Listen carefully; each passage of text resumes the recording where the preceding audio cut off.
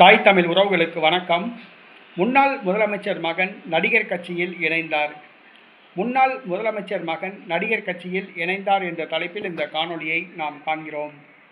தமிழ்நாடு முன்னாள் முதலமைச்சர் கருணாநிதி, இவருடைய மகன் மு.க. முத்து, இவருடைய மூத்த மனைவி பத்மாவதி அவருக்கு ஒரே மகன். அவர் பெயர் மு.க. முத்து. இவர் திரைப்பட நடிகர். திரைப்படங்களில் பாடல்கள் பாடியுள்ளார். எம்ஜிஆருக்கு போட்டியாக திரையுலகில் வளர்க்கப்பட்டார். தவறான பழக்கங்களால் குடும்பத்திலிருந்து ஒதுக்கி வைக்கப்பட்டிருந்தார். 1989ஆம் ஆண்டு எம்ஜிஆர் மறைவுக்கு பிறகு செல்வி ஜெயலலிதா தலைமையில் அதிமுக ஒருங்கிணைந்தது.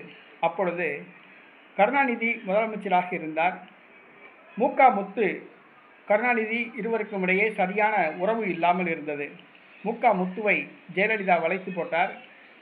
மு.க. முத்து ஜெயலலிதா தலைமையில் தன்னை அதிமுகவில் இணைத்து கொண்டார்.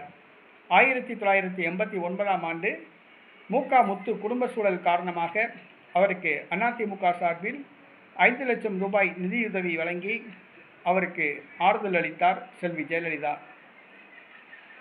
முன்னாள் முதலமைச்சர் கருணாநிதி அவருடைய மகன்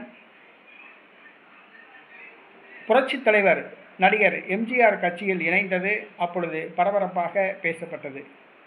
கருணாநிதி மகன் அதிமுகவில் இணைந்தது பரபரப்பாக பேசப்பட்டது.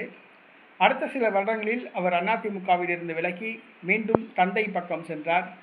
தந்தை மரணமடைந்து ஒரு சில ஆண்டுகளுக்கு பிறகு மு.க. முத்துவும் மரணமடைந்து விட்டார். கருணாநிதி மகன் அதிமுகவில் இணைந்தது அப்பொழுது பரபரப்பாக பேசப்பட்டது.